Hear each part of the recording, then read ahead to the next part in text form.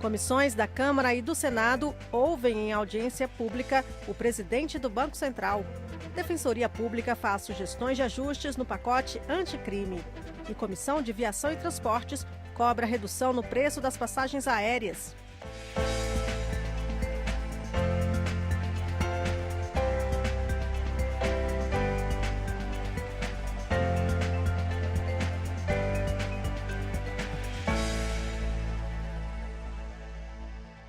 O presidente do Banco Central veio ao Congresso e falou nesta quinta a um conjunto de comissões da Câmara e do Senado. Na pauta, o cumprimento de metas econômicas. O presidente do Banco Central, Roberto Campos Neto, acredita que a tendência do Brasil é retomar o crescimento econômico, apesar dos números que vêm apontando uma baixa expansão do PIB e do ambiente internacional de incertezas. Falando aos deputados e senadores da Comissão Mista de Orçamento e de outras 6 comissões da Câmara e do Senado, ele disse que os investidores estão esperando reformas que equilibrem as contas do governo e melhorem a competitividade do país. O mercado está nesse processo de esperar as reformas, não só o fiscal, como todas as reformas de produtividade, reforma tributária, todas as reformas que gerem um ambiente de negócio melhor. Quando nós formos sérios e passarmos a mensagem que somos sérios e que estamos dispostos a encarar esse problema, mais rápido virá um investimento. Ele deixou claro que o Brasil ainda sofre interferência da economia internacional, isso é claro, isso todo mundo sabe, mas deixou mais claro ainda a importância da aprovação da nova Previdência para que a gente faça esse ajuste fiscal e encontre nos trilhos o crescimento econômico do nosso país. Mas o deputado Mauro Benevides Filho aponta outros fatores. Entre eles está o que o parlamentar chama de conservadorismo do Banco Central, que há mais de um ano não baixa os juros que o governo paga para vender os títulos da dívida pública, a taxa Selic. Está claro o seguinte, você tem um baixo crescimento do produto interno bruto, você tem um aumento do desemprego, você tem um cenário internacional também de retração da atividade econômica e, ao mesmo tempo, há uma ancoragem das expectativas dos agentes econômicos de que a inflação, e realmente ela está convergindo para 4,1%, 4%, para uma meta de 4,25%, não há nenhuma razão técnica para o Banco Central preservar a taxa de juros em 6,5%.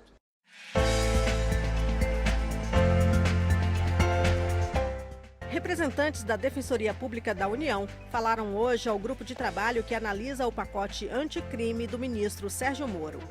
O grupo de trabalho debateu temas como cooperação internacional, meios de provas e infiltração de agentes.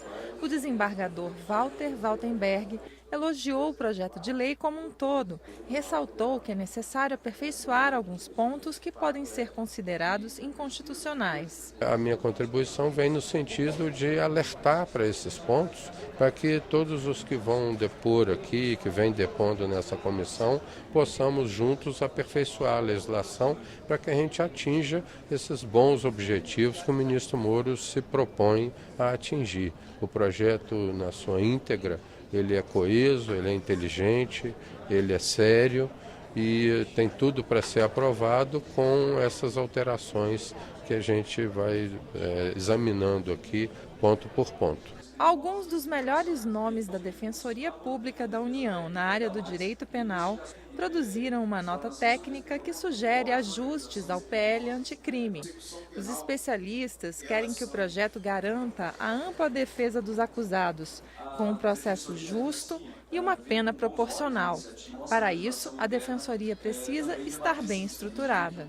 A Defensoria Pública ela ainda carece de estrutura humana e material para poder chegar em todas as subseções judiciárias, por exemplo. A própria DPU tem um déficit considerável de defensores, né? E isso preocupa no sentido de que algumas dessas mudanças envolvem a necessidade de uma defesa ativa, uma defesa bem estruturada para que se resguarde o Estado de Direito e o direito de defesa dos acusados do processo penal. Especialistas reforçam que o Estado precisa ser criterioso ao lidar com o direito à privacidade e a presunção de inocência do cidadão.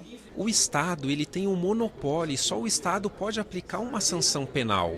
Ele tem todos os instrumentos para poder condenar uma pessoa. Então é necessário que a defesa, que o acusado tenha espaço para o contraditório.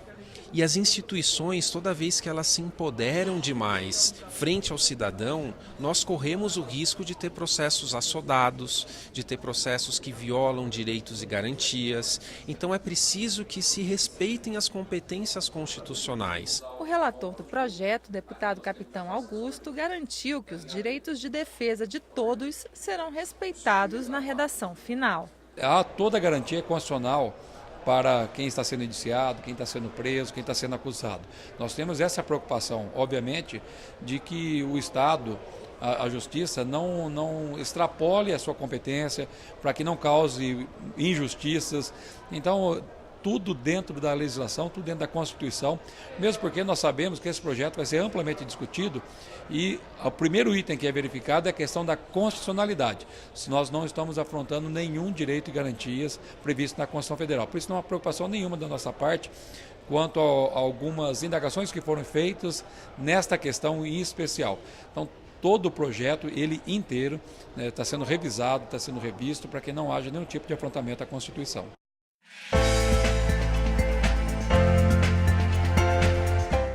Invalidez, deficiência e outras situações especiais foram o tema desta quinta-feira na comissão especial que estuda mudanças nas aposentadorias. Um dos grandes desafios da reforma da Previdência é dividir os custos e os benefícios do novo modelo. Por exemplo, um mineiro ou um trabalhador da indústria química. São categorias expostas a agentes nocivos. A proposta do governo é criar uma idade mínima para que eles possam se aposentar.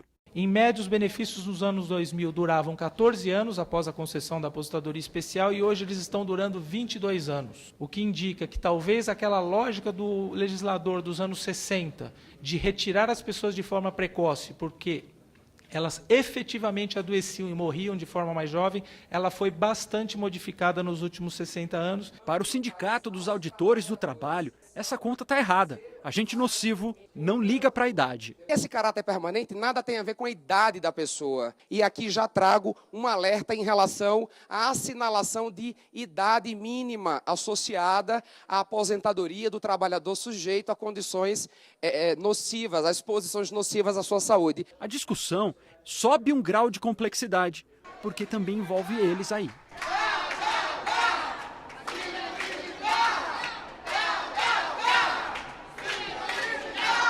Hoje eles podem se aposentar mais cedo.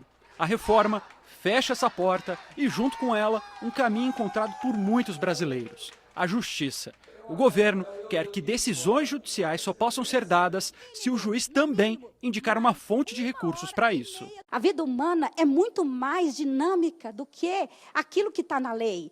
A lei demora para ser construída, inclusive no pensamento da sociedade que vai para o legislador, né? No caso, não dá para prever tudo, a gente sabe disso, né? E esse impedimento é muito sério, Muitas pessoas têm filhos com deficiência, com doenças raras, que precisam de apoio, e isso é gravíssimo. Pelo menos um ponto encontrou eco entre os deputados: família com pessoa com deficiência é diferente. Eu acho que nós devemos, pelo que eu percebi e também sinto, diferenciar a regra de uma pensão, por exemplo, para uma mãe ou um pai que possam ter em sua família um filho deficiente, daqueles que em sua família não tem um filho deficiente. Acho que não deve ter a mesma regra de benefício.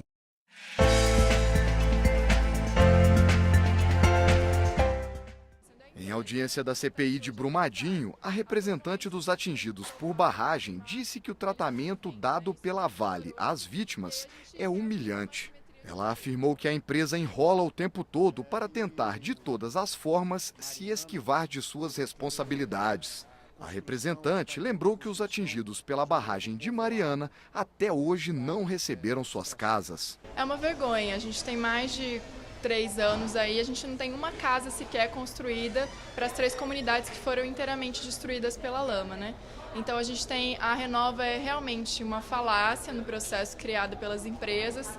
Você quase não tem ainda a totalidade de pessoas cadastradas sequer, né, para algum processo de reconhecimento. Jarbas da Silva, do Comitê Nacional em Defesa dos Territórios frente à mineração, denunciou o que considera cooptação de agentes do Estado pelas mineradoras, dificultando a aprovação de propostas que levem maior segurança às barragens. Temos os problemas das relações promíscuas, estranhas entre as mineradoras, que fazem os seus lobbies dentro do parlamento e também no Poder Executivo, né, através do Ministério de Minas e Energia e também da Agência Nacional de Mineração. Então, isso tudo precisa ser resolvido. O relator disse que a CPI vai apontar os culpados pelo crime de Brumadinho. Rogério Correia garante que a Vale sabia dos riscos e não informou as autoridades competentes. Os riscos eram muito grandes, eles fizeram painéis, já tinham intervenções feitas para tentar minimizar o problema acontecido e tudo isso que não foi remetido para a Agência Nacional de Mineração foi remetido para a diretoria da Vale. Então a direção da Vale tinha conhecimento desses riscos e não agiu como devia, como nós vimos no crime, sequer retirando as pessoas debaixo da barragem. O presidente da CPI disse que a comissão também tem o objetivo de impedir novos rompimentos por meio de ações concretas. Isso dá uma chance que a gente possa buscar a situação de outras cidades que estão em situação também de risco e inclusive que o plano de segurança foi já inclusive soado com alarmes sendo tocados em vários municípios como Congonhas, Barão de Cocais, Itatiaia-Sul, Ouro Preto, Nova Lima e Macacos, que é um distrito muito próximo a Belo Horizonte.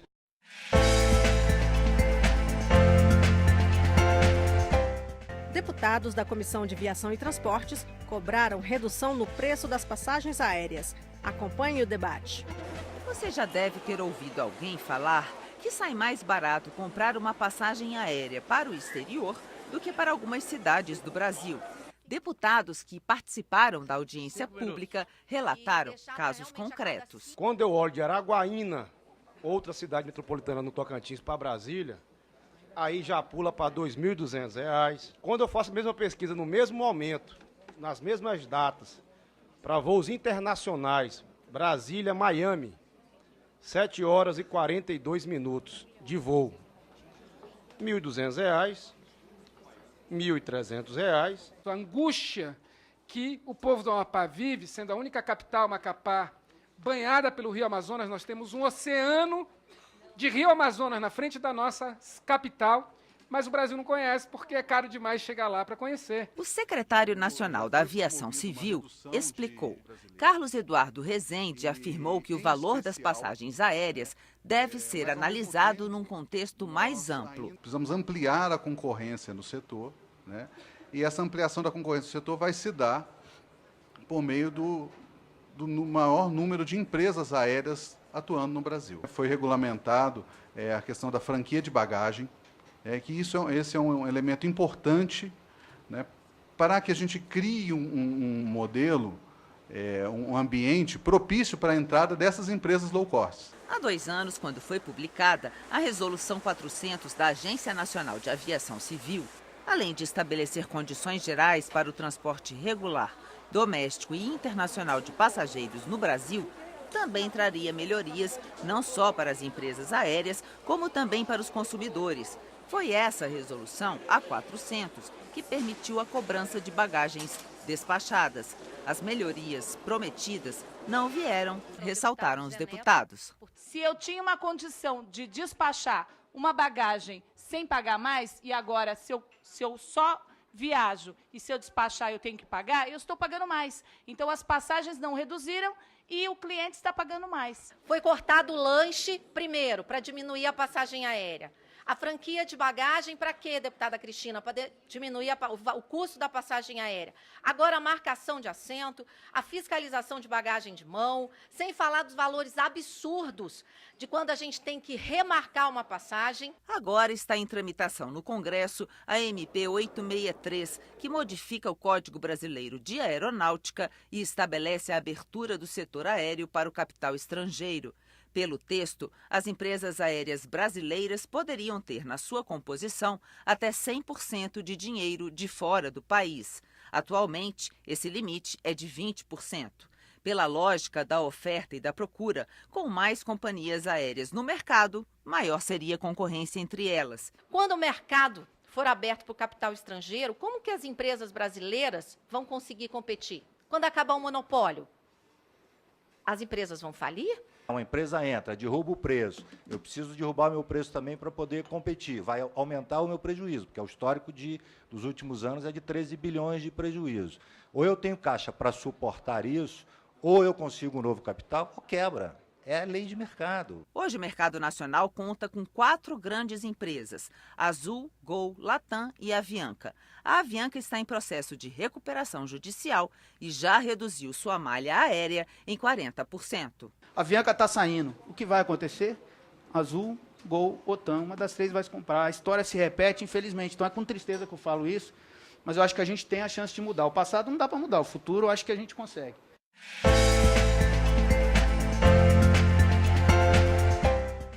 A indústria têxtil é um dos setores mais importantes para o desenvolvimento do país.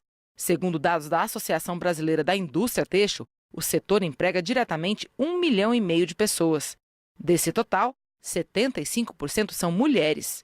O segmento também é responsável pela geração do primeiro emprego de muitos brasileiros. Pensando em uma forma de estimular ainda mais o setor, deputados e senadores lançaram a Frente Parlamentar Mista José Alencar para o Desenvolvimento da Indústria Têxtil e de Confecção. O nome do grupo é uma homenagem a José Alencar, vice-presidente do Brasil no governo Lula e empresário bem-sucedido no setor têxtil. A frente será presidida pelo deputado Marcos Pereira, primeiro vice-presidente da Câmara dos Deputados. No momento que o Brasil está vivendo um índice de desemprego altíssimo, fortalecer a indústria têxtil, fortalecer os temas legislativos desse segmento, pode ajudar a gerar emprego. Nós pretendemos trabalhar na desburocratização, é um tema importantíssimo, porque desburocratizar significa facilitar o ambiente de negócios, e isso precisa ser feito a 4 mãos, o Poder Legislativo e o Poder Executivo.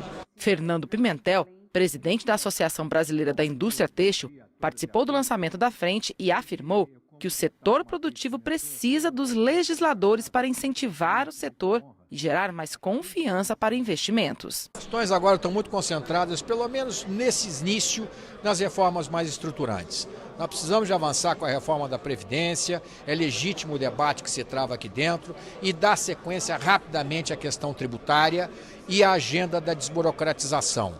Temos também uma pauta fortíssima do custo de energia no Brasil. O custo de energia no Brasil ficou impeditivo de termos uma competitividade maior. Então são 3, 4, 5 itens mais relevantes. Esta edição termina com imagens feitas pelos fotógrafos da Câmara durante a semana. E amanhã, às 8 da noite, você assiste a Revista da Câmara. Nós voltamos na segunda-feira, às 9 da noite. Até lá!